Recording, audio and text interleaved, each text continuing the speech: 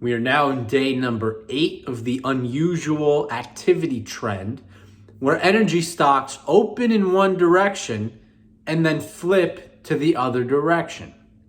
However, today we saw the opposite directions occur.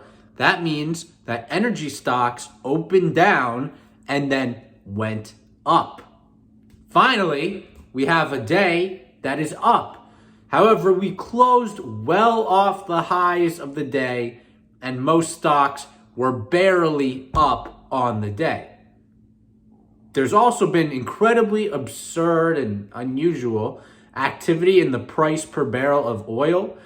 We started the day down around 2%, and then we went up from down around 2% to up over 0.5%. I believe we were even up over 1%. That's a, give or take a little bit, 3% move in a single day on the price per barrel of oil. That is not natural. That's not natural movement in the market.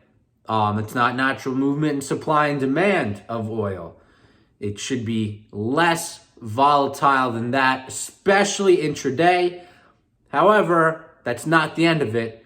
After being up all that amount from the lows, about 2% to up about 1%, we went back down to over 2%.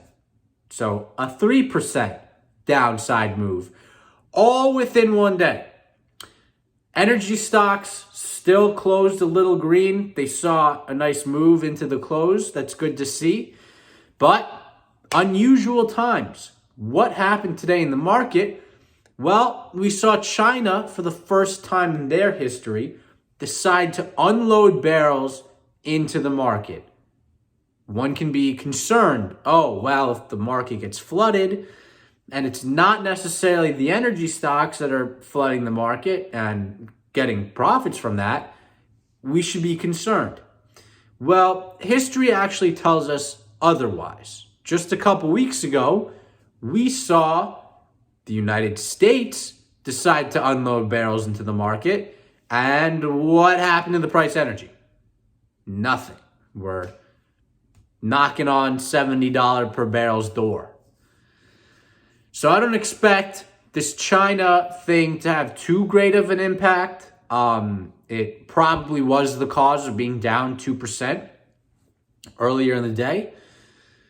And then we quickly recovered that. I have no idea why.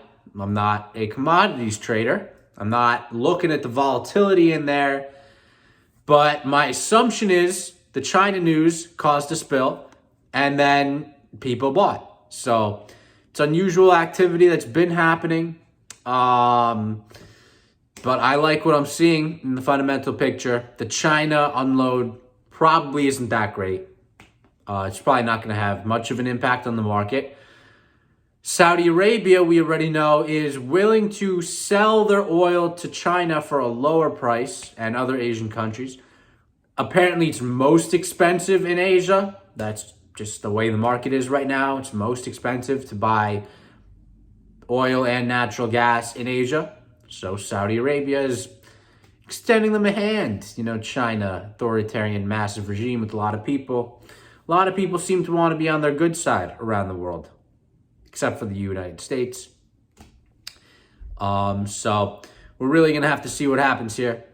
Let things play out. It's good to see that today was in the green. You know, China is unloading barrels into the market, but quickly after that news broke, we saw a sell, and then we saw a buy. So I'm not too concerned. It's unusual. And usually when you see this kind of stuff, it means something's going to happen different.